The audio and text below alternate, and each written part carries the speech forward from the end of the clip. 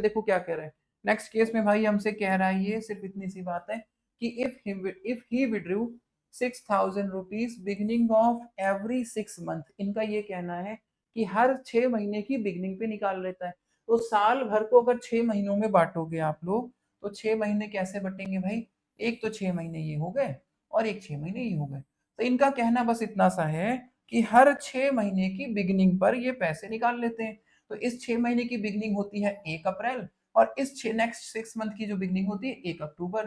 तो हर 6 महीने की बिगनिंग पर ये कितना पैसा निकाल लेते हैं, 3,000। तो यहाँ 3,000 1 अप्रैल को, और यहाँ 1 अक्टूबर को 3,000, ठीक है। तो हर 6 महीने की बिगनिंग पे, तो यानी पहला ड्राइंग इन्होंने किया 1 अप्रैल को, दूसरा ड्राइंग इन्होंने किया 1 अक्टूबर को। अब बच्चों आप देख रहे हैं कि दो ही ड्राइंग है ना, और उनकी डेट भी पता है, अमाउंट भी पता है, तो आप उसको सिंपल मेथड और प्रोडक्ट मेथड से भी कर सकते हो। लेकिन जब आपके पास एक ही फॉर्मूला है ना, मतलब एक फॉर्मूले से ही हो सकता है, तो आप कम जितना हो सके आपको एग्जाम में अपना समय बचाना होता है।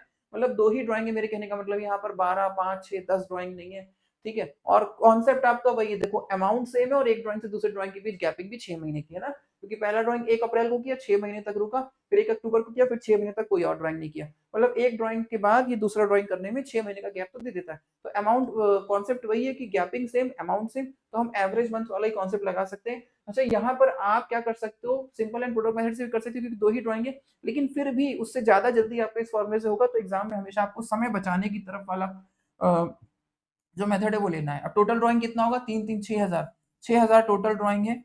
रेट हमारे क्वेश्चन में 6% है। और एवरेज मंथ अगर आप देखने जाओ, तो पहला ड्राइंग 1 अप्रैल को किया तो साल खत्म होने में पूरे पूरे 12 महीने बचे।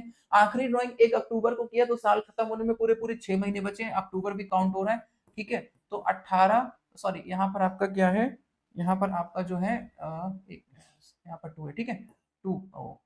तो यहाँ पर आपका क्या है भाई, ठीक है, 9 मंथ। तो यहाँ पर हमारा एवरेज मंथ क्या आ गया भाई, 9 मंथ आ गया। 9/12 कर लेंगे इसको, कैलकुलेटर से करेंगे हम लोग। यहाँ पर हो गया 270, यहाँ पर आ गया आपका 270, ठीक है। यहाँ पर 270 आ गया। तो इस वाले कॉन्सेप्ट को भी हमने कवर किया।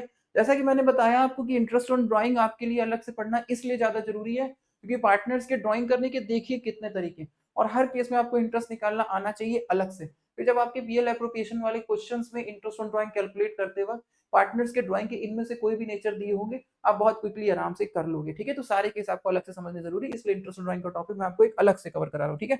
चलिए अब जल्दी से हम लोग आते हैं अपने नेक्स्ट केस में। पढ़िए नेक्स्ट केस में हमारे क्या दे रखा हुआ है, ध्यान से पढ़िए।